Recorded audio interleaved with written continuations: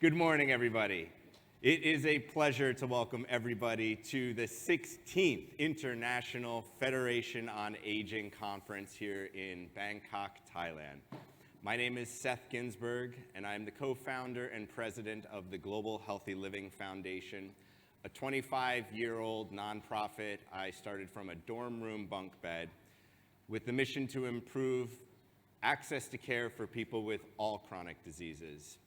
Our roots and heritage are in the arthritis space, as I've lived with arthritis since an early age. And today, Global Healthy Living Foundation gets to support, nurture, educate, and empower people living with many different forms of chronic conditions. As we learned very early, nobody only has just arthritis. And it's a privilege to be here today, and I'd like to extend a warm thank you and true appreciation to Jane and to the IFA for including me and inviting me to be a part of this morning's conversation.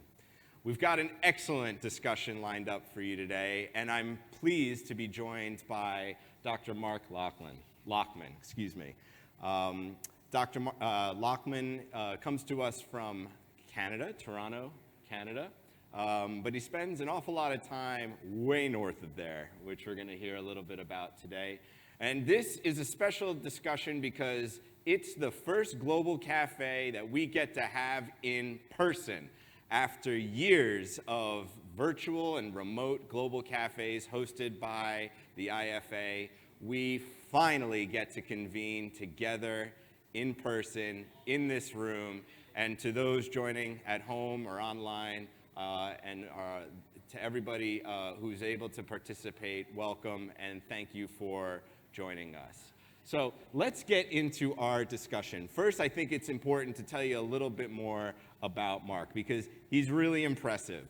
This is somebody who has spent the early part of his career as a family medicine doctor in some of the furthest reaches of the globe in far north Canada. Baffin Island is a place I had to look up on Google Maps. It's right near James Bay, and if you don't know where those places are, they sit at the intersection of remote and freezing.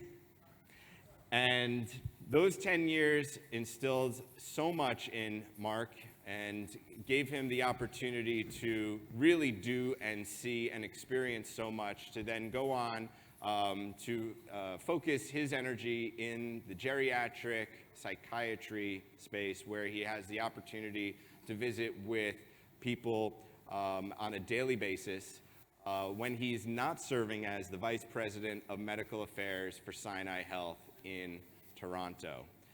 We have the opportunity to get to know each other through a series of conversations prior to today, and it's just been wonderful to learn a little bit from Mark and also to share some of his experiences, which today aims to share with you all as well. So first and foremost, welcome.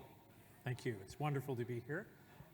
And hopefully, can you hear me? Is that all right? Yes, wonderful, great. Excellent.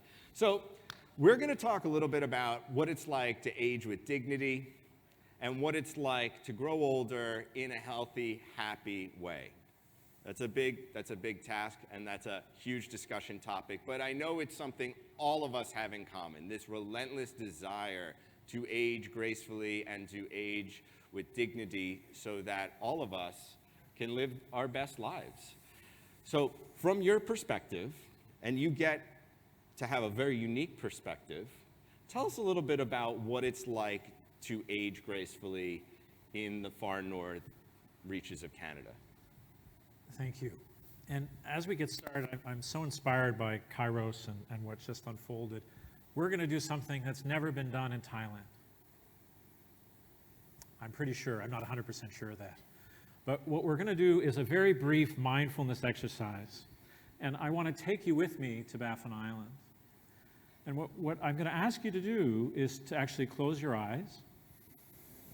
Take a big breath in through your nose, out, and keep doing that as I'm talking. And what we're going to do is go to Baffin Island. It's minus 20 degrees, maybe minus 30 degrees at night.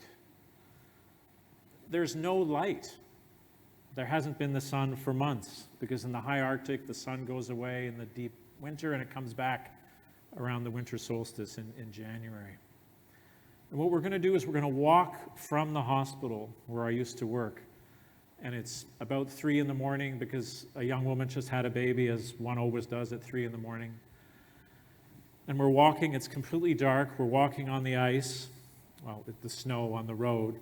And Baffin Island is a place which is perfectly quiet at night. There's not a single traffic light. There's not a single bit of paved road. And as we're walking through the town going home, we look up and all what we see first are stars. And then we see vast swaths of color. Blues, greens, and then we've heard about this, but we never believed it for ourselves. We whistle. And you can whistle the northern lights down. I don't understand that. It's physics. As you come into your home, you settle, and we open our eyes, and finally we're able to have a cup of tea. And you can come back, and here we are in Thailand, where it's so hot and there's traffic and all the rest of it. So thank you for spending a little bit of time. And as I'm going to answer your question, Seth, I promise. One of the things about being a psychiatrist is, unfortunately, we just speak in stories, because otherwise everyone shuts off. And I do want to tell you the story of a patient and friend of mine named Mayuriak. And her story illustrates the resilience and the struggles that exist in a really resource-poor environment. And Mayuriak is an Inuit woman who was born on the land. And when you're born on the land in Baffin Island, which means you're born on the land, there's no trees. There's just little maybe shrubs about the size of a centimeter that maybe be blueberries and shrubs.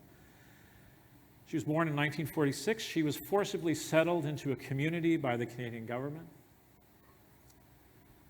She married at a very young age. She was assigned something called an Eskimo number, because in those days the government didn't want to bother to pronounce the names of the people who they were ostensibly serving. She ended up having a very difficult young life. She married a very famous male carver. The life was extraordinarily difficult in the town that she lived in. There's a great deal of physical violence and alcoholism in the family. She left with her children and moved to town. The big town of Iqaluit is a community of about 7,500 people in the capital of Nunavut. She became very well known in her own right as a carver. She supported her children. As they grew up and left home, she was in a town that she didn't really know anyone. Unfortunately, there was a significant amount of social isolation, violence, further alcohol use, and that's how I met Mayuriak. She came to the emergency room multiple times. And she was homeless. It's impossible to be homeless in the Arctic. One of the tragedies of statistics is statistics don't tell you any useful information. So if you look up statistics about homelessness in the Arctic, it will say 0, because you can't be, you will die. So people spend a lot of time in shacks and shelters, couch surfing, but there are a fair number of individuals. In any case, a colleague of mine then went to a city in southern Canada and came back, and he brought me back a book. That was a book of this woman's art. And she was well known everywhere except in the community in which she lived. And the challenge of working with Mayuriak in the community was of reintroducing her to have her whole self be seen. And understanding her whole self meant knowing that this was a woman who essentially gave her life for her children. She ensured the safety of their future. She participated in the cultural continuity of her community. She also had a small stroke, which actually increased the vulnerability of her to alcohol. Working together over a very long period of time, we were able to find her housing, and now she's well, actually she's passed away, but towards the end of her life, she became part of the community in a way which was extraordinary. And I'm sharing that story for you because one of the subtexts of our conversation really was, and it came up yesterday, was dignity and human rights. And often those words are spoken about as if they are only present in person. And that's certainly not how the experience is in the North. Traditionally, if someone was not treated with dignity in a resource-poor environment, you were alone living in a small community, if you did not treat your colleagues and your friends and your family with dignity, you would be dead. Relationship was the only thing that sustained communities in a very resource-poor environment. And that truly is the lesson of Mayuriak. The other lesson is that relationship is not automatic. And certainly a learning lesson for me in the experience is that dignity can only come from the relationship that we have from each other, and it's an awful lot of work. Well, yes, and I'll tell you, a lot of it is rooted in the way upstream notion of empathy and this concept that we must be empathetic toward each other. And if you look in textbooks, if you look in curricula, if you look in school systems, you won't find much taught about empathy, at least where I'm from, which is the country of New York City in America. And, you know, we see this over time compound. So as we age without the roots of empathy, it's really almost no wonder we find ourselves in that situation. So speaking of roots, I had the opportunity to, the good fortune really of having been paid a visit by my in-laws recently. And my 82-year-old father-in-law standing in my kitchen just last week, bidding me farewell as I had the chance to come here. And just as I'm about to leave the house, I said, "Hey, Peter, any advice for me before I head to the International Federation on Aging? You're 82. What should I think about and what should I know about?" And he said, after a long, thoughtful pause, "You know, it's a real challenge to struggle with being at the intersection of wanting to be independent and fearing the isolation," which really took me aback. And I wanted to know how that resonates with you with respect to your purview in the various communities that you serve, in the various capacities that you serve them. One of the remarkable experiences that I've had the fortune to have is working in both very remote places for a long time, and then also then in Toronto, which is our large city in Canada. And I've been absolutely struck by how in many of the small communities that I've worked in, many of them First Nations, Cree, Inuit, is that there is far, far less isolation. There is a far, far less disconnectedness from each other and from the community that one happens to be from. And there is I would say, in sort of urban terms, a bit of a radical acceptance of personhood and place in community, which doesn't exist in the urban environment. And let me explain a bit what I mean. In one of the roles that I've had that I've just stepped away from, and you'll understand why when I talk, is being a coroner in the province of Ontario. And that's an individual that investigates death, and and if someone dies in untoward circumstances or in suspicious ways, and many people are older because, there's a joke in our office, the greatest risk factor for dying is being old, which seems absurd, but anyway, we don't tell very good jokes, I apologize. And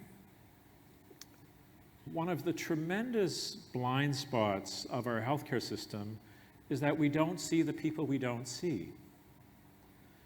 And I had no idea in my ignorance before I started working in this space, is that many of the people who pass away, or even in the course of the pandemic, they're the official figures which say these are the numbers of people that passed away in the pandemic. But one thing that was fundamentally true, and I don't know if this happened in Thailand or in other parts of Asia, but in my country, our healthcare system in many ways disappeared. So much of our home care system, people stopped coming to work. Staff became ill and didn't come. Nurses and physicians stopped seeing people. And you can imagine what that meant in terms of people's experience of access to care. Oh, yeah. I'm going on about that because I'll get to a point in a moment, Seth, is that the people who I saw or see after they've passed away, and Dr. Sao gave a very moving sort of off-the-cuff comment yesterday about a concern of her foundation was individuals aging alone in isolation in flats. And that is absolutely something that we saw. So that individuals passing away alone, estranged from care, often not connected to the formal healthcare system, often single, often widows, often women who worked for many years as in various supportive roles, who have become estranged from their home communities, and then lacking support in the community that they found themselves in, which really struck a chord with me because much of my clinical practice is home visiting for isolated seniors in East Toronto connected with community agencies. And Dr. Reichman yesterday talked about the COVID-19 pandemic and the healthcare system, and I will confess out of school that I have given up on the healthcare system.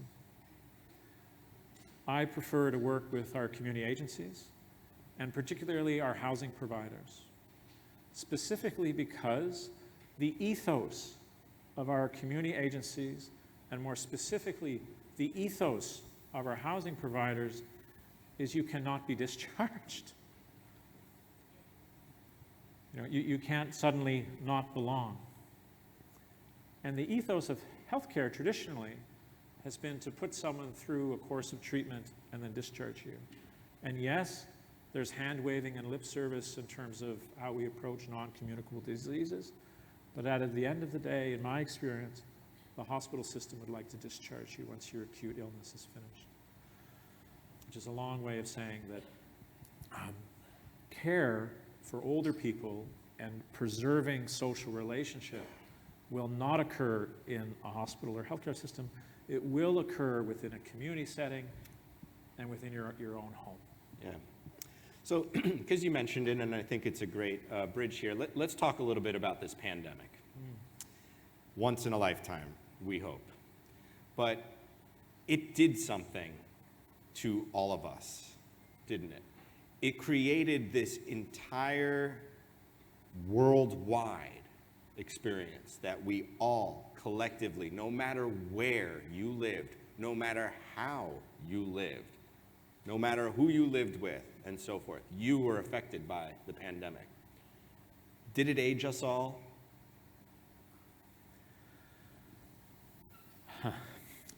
What a good question. It's a leading one. Yeah, no. I think, it was so inspiring yesterday for me to be at the meeting of long-term care and hear, I think, Grace Chen from Hong Kong talk about the need to rethink a social contract.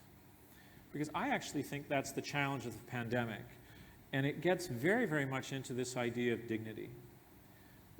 I think, at least in the places that I work and in the conversations that I have with government and colleagues, is that we have gone back to our pen and paper kind of writing around the sidelines about, how do we do this? How do we do that? How do we sort of square a peg or round a circle, fit something within a budget? But I will say the thing that I learned most profoundly in the North is that money is not the answer. What is profoundly important is that radical conception of dignity, and that dignity is not something that lives in a piece of paper. It's not something that lives in our legal system. It's something that lives in the lived relationship between people. And if you're working with someone and they're all alone, the question is not how do I find their human dignity, but what happened to that person's community? And what can I do with the team that I work in to help that person rediscover or re-find that community? And a challenge, I'm going to go on a little bit. Yeah. One of the most inspiring things about the pandemic has been, I mean, there's been devastation, we can talk about it, we know about it, but there are so many inspiring stories of people coming together in novel ways to build relationships to keep communities going. And as we think about providing care and support, one of the challenges, because that's one of the themes about this conference, is challenge. Thinking about our communities that struggle with their mental health. One of the most inspiring experiences that I had just a couple of weeks ago was being asked to visit someone in a hospice. A gentleman was dying, or is dying, of liver cancer. And I was asked to see him because many months ago somebody thought that he was very depressed. And it takes many months for people to see sometimes specialized services, so by the time I saw him, actually he was not depressed, but his story was so interesting that I wanted to share with you today. So this is a gentleman who's 66 years old. He spent about 25 years of his life homeless on the streets of Toronto. He has a profound alcohol use disorder. That's the top line. It's not the top line from a human story, but that's what the medical people would say about him. This gentleman was born in, actually he's born in Toronto in a suburb called Etobicoke, and he had the most horrific experience of childhood abuse. His father beat him regularly with a 2x4. He had absolutely no idea what to do about this because if he let people know at school, he would leave and his father would go to jail, terrible things would happen. So he left when he could at 16. And he was very open in talking about how absolutely devastating that experience was. He became a silversmith. He was very gifted with his hands, again, a gifted artist.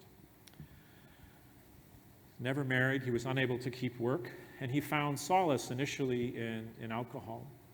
Unfortunately, he lost jobs, and he lost the ability to really maintain himself in relationship, and he ended up being homeless on the streets of Toronto. And what the homelessness did for him, because for him it was something which there were choices that he made in terms of this is a way that I can be free and people will not tell me what to do. That changed when he was diagnosed with liver cancer and he came into care. One of the ironies of the healthcare system in Canada is often if you have a palliative illness, you have access to more care, which is great. And he was able to access a hospice. And the hospice was remarkable in that it was one of the few places in our city that had a controlled drinking program. And he was able to, while receiving care in the hospice, I think it was 3 beer a day, but morning, noon, and lunch he was able to have a beer. And for him, that actually turned over a number of months to be sufficient to sustain him. And what the individuals who cared for him in the hospice, they witnessed an incredible emerging of a person. They accepted someone who was homeless, and over the course of a number of months, he shared with him his artwork, he shared with him his drawing, he rekindled a relationship with a long-lost sibling, he was able to engage in conversation, and he truly blossomed. He became a person. He became someone with dignity. He became someone who, that top-line phrase, 66-year-old man with alcohol use, homeless man, that was not him anymore. And it wasn't, it was never him, but all of that other information about him only came to the fore in relationship. And that dignity, which now is present and it's not a fantasy, it's something which is real. It's not because of something on a piece of paper, it's because of something in that community that have found himself. And amazingly, and this actually happens, it's not unique to this gentleman, but he is going to be discharged from the palliative care hospice. And he's going to go into a supportive housing environment where he's not going to live for 20 years, but he probably will have another 2 to 3 years rather than 6 months, which is just extraordinary. Wow. Yeah, you know, I reflect, I think about what it was like during the earliest stage of the pandemic in, I believe, March or so, 2020, especially in New York City, literally in the vanguard of the sky falling at the time.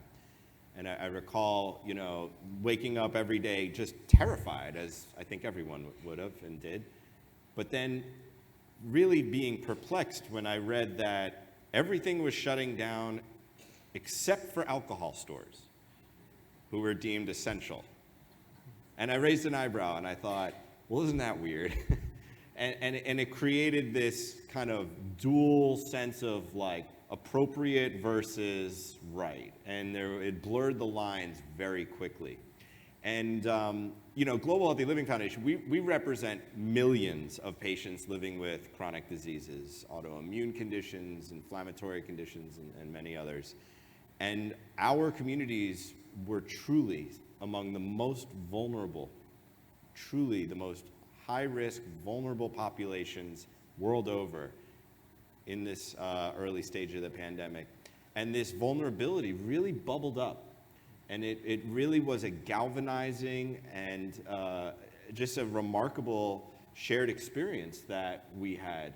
We flipped on a COVID-19 patient support program, and within a week, 50,000 people had joined it. And we're regularly accessing public health information, but also sharing their experiences of vulnerability. And what we had to do was learn to live through this together, hopefully without alcohol abuse, which, you know, unfortunately many fell victim to over the last 3 years. And you know, I think for us, we framed it as, look, we're all going into something terrible, but this is the opportunity to come out of it a little better off than we went in. And our dream, our vision was, just as cholera gave us indoor plumbing back in the day, what was COVID going to give us as humanity, as societies? More empathy, you know, more shared experiences toward vulnerability, more community. The jury's still out on those things, to be frank. But you know, I think from an aging standpoint, you know, it speaks to the vulnerability of populations from a physical, technical standpoint, from an isolating standpoint, but also from a mental and a mindset and almost a metaphysical standpoint. And I'm curious as to your perspectives and experiences as again, we're coming out of it, but it's still very close in that rearview mirror, isn't it? 100%. And I was so taken a little while ago, I was at another meeting about something completely unrelated, and the individuals that were presenting at this conference, they challenged everyone, please, let's not have a minimalistic goal. Let's try and figure out how to help our older populations thrive, to exist in community, to celebrate with music, to celebrate with the arts, to celebrate with relationship, to invite people in, to help people to continue to grow. And I was so inspired because I will say I was totally beaten down by the pandemic, where the focus really was on, again, oh, we just have to do this, and we're going to get by, and to be reminded of that our job is to help people thrive. It's to help people experience the richness of their community and the richness of their journey together.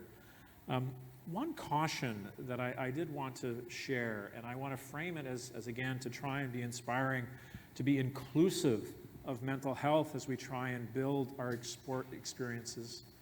And that is to really try and embrace both the specificity of the communities and individuals that we're working with, but also to not downplay how absolutely hard this is going to be. And there are two parts of really difficultness. I mean, there are tons, but that I really want to highlight. The first is, and I'm biased because this is my field, we have to start speaking about the things that are hard to speak about. Substance use, trauma, domestic violence, violence towards women, These are things which don't go away because we age. Elder abuse.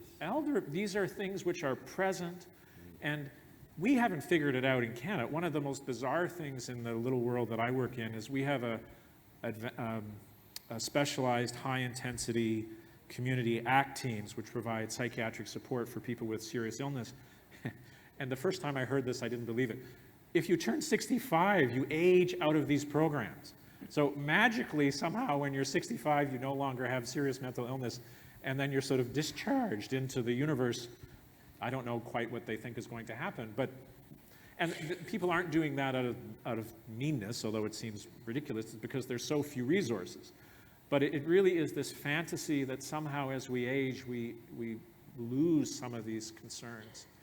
The other is, I don't know if you hear this when you see this word, but often what we talk about is dementia. So that's come up a number of times. Lots of older people, more people with dementia. And in our experience, the challenge of dementia is not the challenge of reduced function. In my experience, the challenge of reduced function is relatively simple. Families work with a little bit of reduced memory. People kind of figure out how to do stuff more in the bathroom with chairs. I'm exaggerating because I want to make a point. A challenge with dementia, depending on what kind of dementia you have, 60 to 90% of people will develop psychosis over the course of that dementia. And psychosis means that your reality is different than mine. You will hear things that aren't there. You will see things that aren't there. You will believe things that are not true. We are not ready for that, because that is a whole other level of education in terms of how we support people and their families when we're going through that particular kind of experience. And I was so inspired by Tu's work in Vietnam with the volunteer groups throughout the country. That was, I'm going to take that back to my country and in the communities that I work with and try and figure out how to be supportive in that particular way. Because that idea of having community-based education at the front line of an aging community with dementia, and to provide empathy around a complicated kind of conversation, is just breathtaking. So I want to address the 400-pound elephant in the room, and not just because we're in Thailand. And that's technology. And I want to talk about what technology is going to do as we grow older, for better and for worse. And I'd like to give you the choice of the better or worse to start off this point and this discussion thread, because there's a lot here to unpack with respect to technology. And I'm not even talking about the artificial intelligence that our teams are busy at home thinking about and working on, and the ones and zeros of all of the various digital tools and connectivities that we enjoy today in the what feels like 23rd century. But just this notion of technology addressing so many of these discussion points and topics we've been covering, and what that means for better or for worse as we grow older. Oh, that's such a wonderful question. And it's complicated and so nuanced. Right. I actually quite love technology. I think it's helpful, it's useful in all sorts of different ways.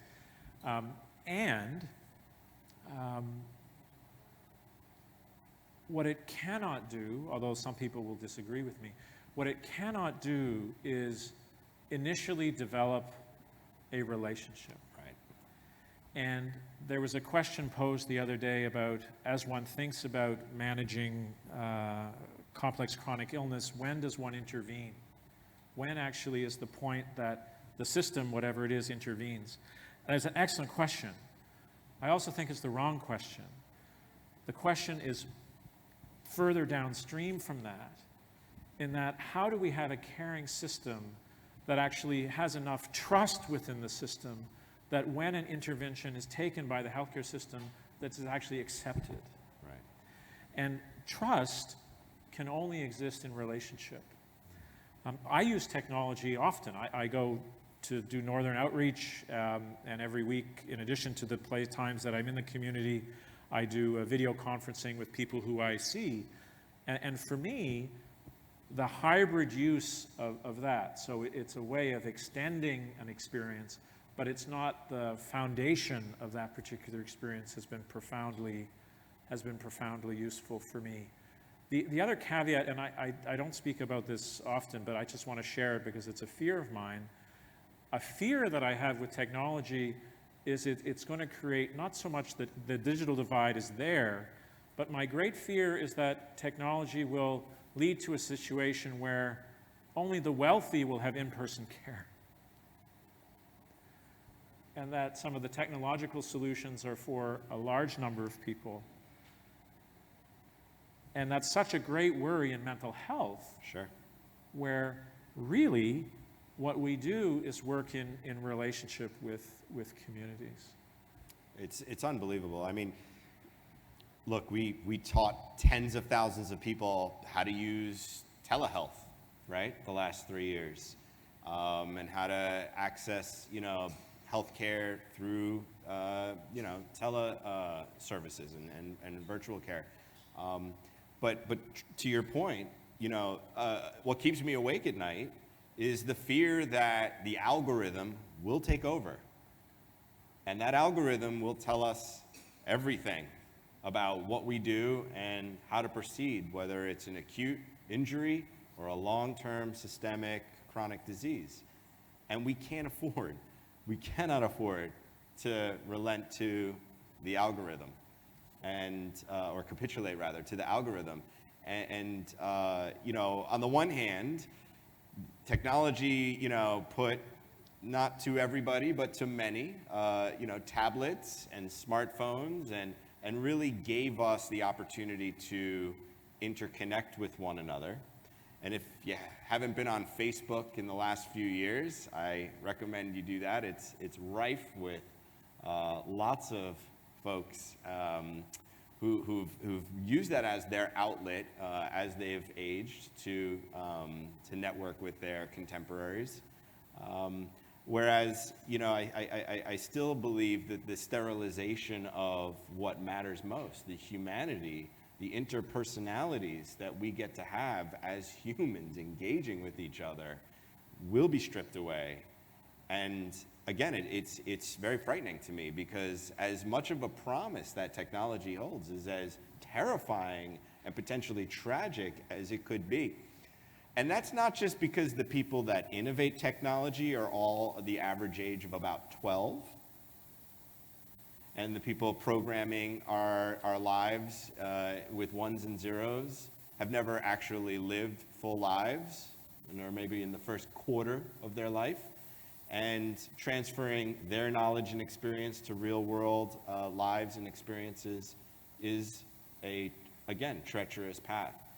But from a mental health standpoint, what are you afraid of from the roles that technology can play in either helping or devastating populations? I would like to think that technology can be helpful in showing who is at risk.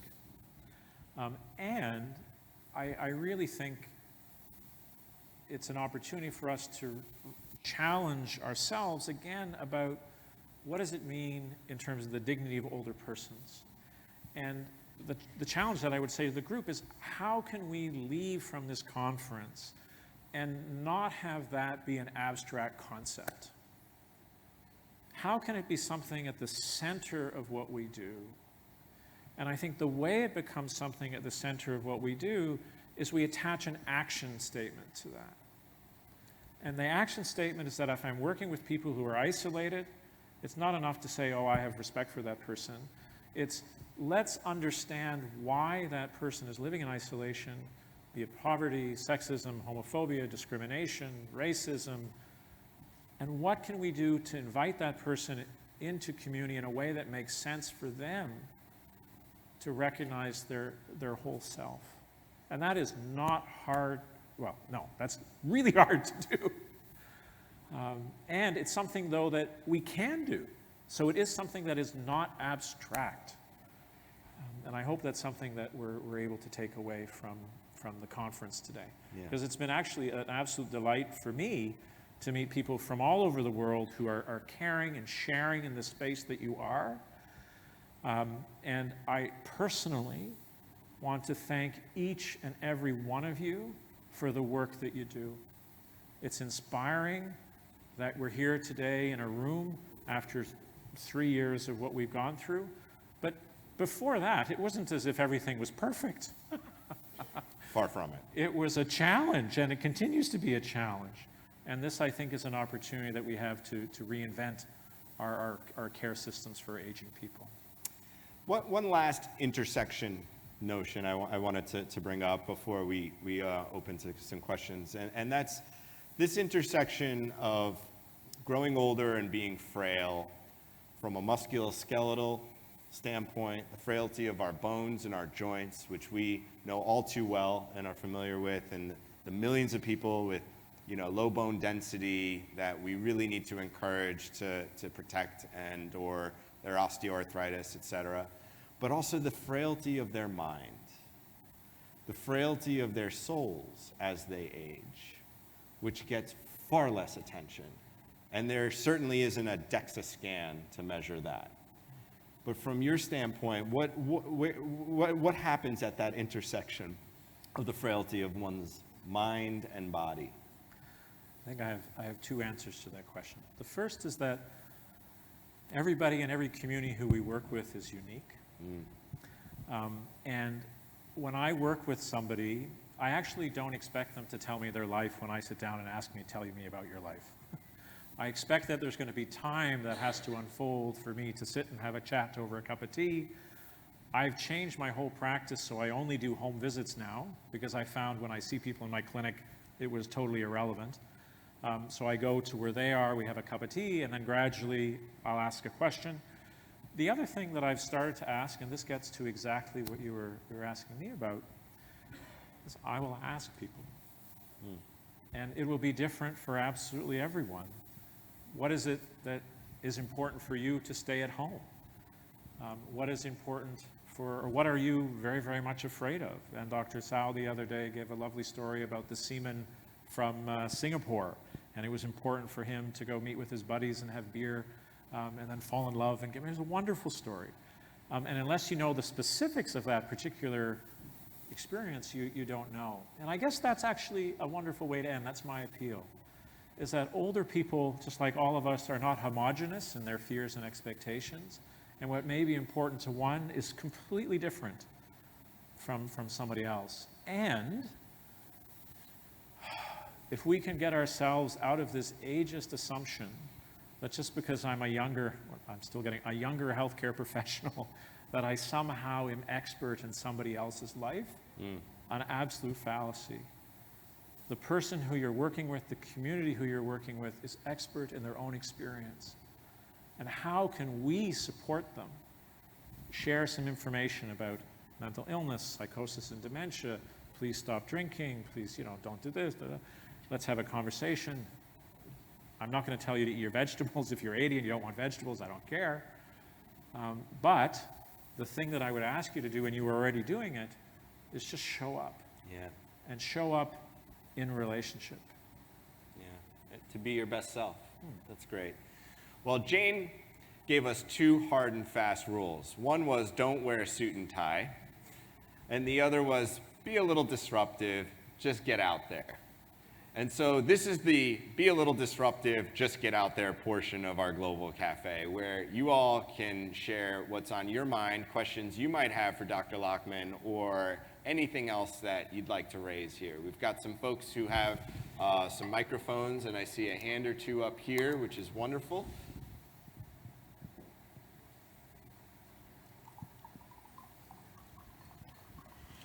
Thank you very much. That was a really enjoyable conversation. I really appreciated it. I'm interested in the comment that you made, Dr. Luckman, that you have given up on the health system and prefer to work with housing. I'm sure it was a bit disruptive. You're following Jane's orders. But I would like you just to speak a bit more about that, that challenge of a health system that is deeply and fundamentally ageist, and how we have that relationship of care in it for older people and with older people. Yeah, thank you. And of course, I'm provocative because this is my function. But at core,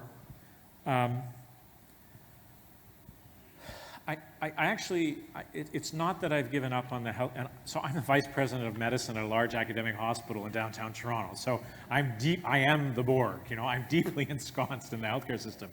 However, I would say we have to really refine our questions as to what are we asking the healthcare system to do, what are we asking our community partners to do, what are we asking home to do, and let me explain exactly what I mean.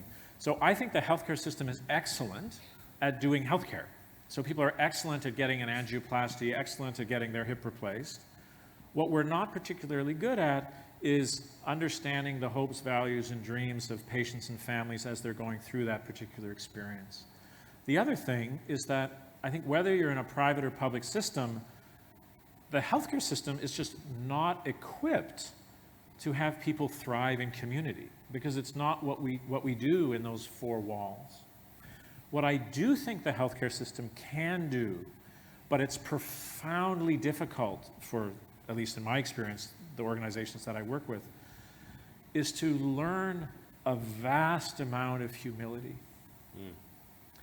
And to actually practice, what does it mean for me to collaborate without taking over the whole enterprise and providing nurses and thinking my nurses are paid more or better, or it's something which I have had to learn in my experience, where that when I started to work actually outside of the healthcare system, much more with community providers.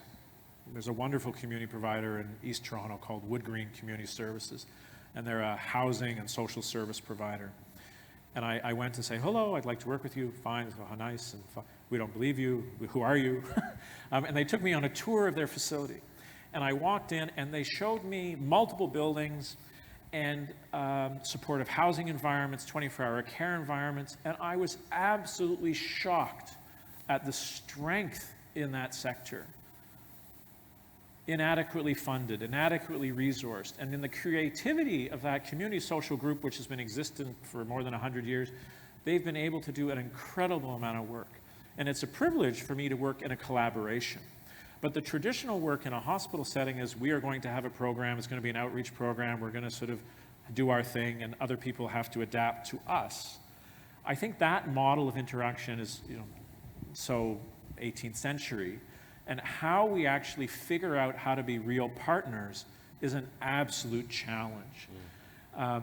And again, paying attention to those funding lines, so that if we are going to have a conflict because somebody's responsible for this, somebody's responsible for that, we just have to talk about it and figure it out.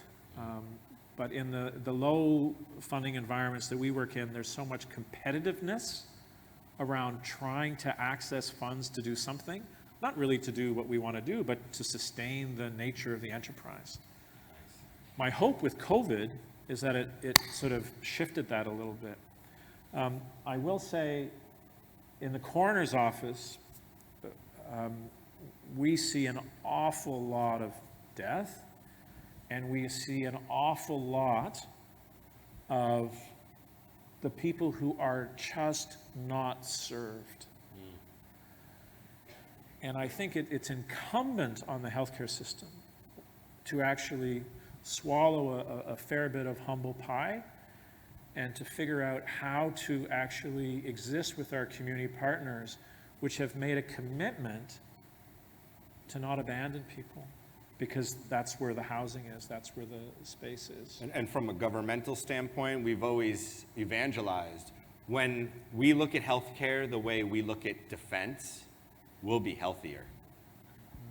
If we treated our healthcare system the way we treat our defense as nations, we'd be a lot better off, in a very perverted way, of course, but it speaks to the essence of how seriously we take one thing versus the other from a general societal standpoint. We're going to sneak in one last question or comment, I think, up front here.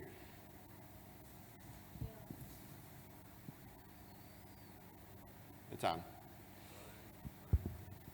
Yeah, good morning, and thank you very much for the beautiful elaborations which you had. It's not a question, it's a query kind of thing, or it's a curiosity. Many times, elderly abuse leads to many health problems, and the elderly people, due to social pressure or family pressure or many things, they didn't raise or they didn't go anywhere, or they don't speak out. In health services, how you find out the things, or how you help those elderly people, especially those who are the downtrodden, or those who do not have any kind of support, in spite of elderly helpline, governmental, or the NGOs, but they are unable to cope up, or they are unable to go for the help. Thank you. Thank you. So firstly, thank you so much for your question. And I really appreciate the spirit in which it's offered, which is, this is a problem. You openly are saying it's a problem, and you're asking for help and how to think about it. I don't have an answer, but what I will say is there's a gentleman called Jean-Paul Lederac, who is a peace scholar and activist. And he has nothing to do with medicine or healthcare, but one of his main points is he identifies the community as a resource. And in his world, that was, how can I work with violent conflict and try and support communities in figuring it out? And he started from the position, no, we can't do that the way we usually do, which is NGOs, government. We actually have to figure out the community is the resource that will engage and support this. I'm saying this specifically around elder abuse, because elder abuse is one of those things which is so profoundly complicated. And I used to think I understood it, now I don't at all. And because it is a lived experience of a family and a community, and is the result of decades of relationships. And often when I'm teaching medical students about this, we have a dilemma conversation. They tell me the horrible story about something that happened to an older person. And then we learn that that older person was much like the father who I talked about in the first story, the second story that I told, that beat their son with the 2x4. And now what's happening is you have a younger generation which is being asked to look after or care for someone that perpetrated significant abuse on that individual. And I'm framing it in the context of Jean-Paul Lederac and peace studies, because the answer is not in the psychiatric or medical model. The answer, I think, is actually in how we understand communities. And one last story before we wrap up, because it gets to an answer to your question. Sorry. This is very tragic. I remember being a 26-year-old physician. I think the second week I was in a community on James Bay caring for an elderly Cree woman in her 90s who was dying of congestive heart failure. And I was sitting beside her bed, and we were giving her small amounts of morphine to try and settle down the respiratory distress. And we were together for many hours before she passed away. And I was very surprised, not of this poor woman passing away, but it was such an incredible learning experience for me, because it didn't occur in a small room with two people. It occurred in like the auditorium of the little hospital where I was working at, and there were at least 35 other people in the room with me and this woman as she was dying. And over the years, I was in this particular community for about 7 or 8 years. I got to know all the other people in the room. And what was absolutely striking to me about that was that there were people in that room who hated each other. And they were present because of the social bonds and the social obligations that meant that they were there to be at the passing of a respected elder in the community. And despite the fact that there were complicated deeply disruptive relationships folks were in that space with this woman as she passed away. And you can read into that what you can like, but I think the answer into your question is, how do we learn as communities to respect the fact that all of us make mistakes, all of us actually not only are the recipients of trauma, but actually perpetuate it amongst someone else, and that level of sophisticated conversation can only happen as we work together in a very particular kind of way.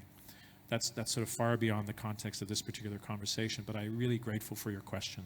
Thank you. Dr. Mark Lockman, a bright beacon of hope, of help, and of care from the far reaches of northern Canada all the way down to Toronto and world over. Thank you for what you do in service of community, in service of patients, and in service of society. And thank you to all of you for your attendance of what promises to be an unbelievable 3 days remaining here now that we get to do this in person again. With appreciation to Jane and the many, many folks at IFA for putting together such a phenomenal conference, and for you all for turning up, because we are going to engage, we're going to activate, we're going to go home a little better off than we came here today. So it's my pleasure to invite everybody to the health break, I believe it's called, where we can refuel on some healthy snacks and coffee and such before our various workshops and breakouts that will be concurrently occurring this morning. Thank you all again for attending, and thank you again, Dr. Lockman, for being here.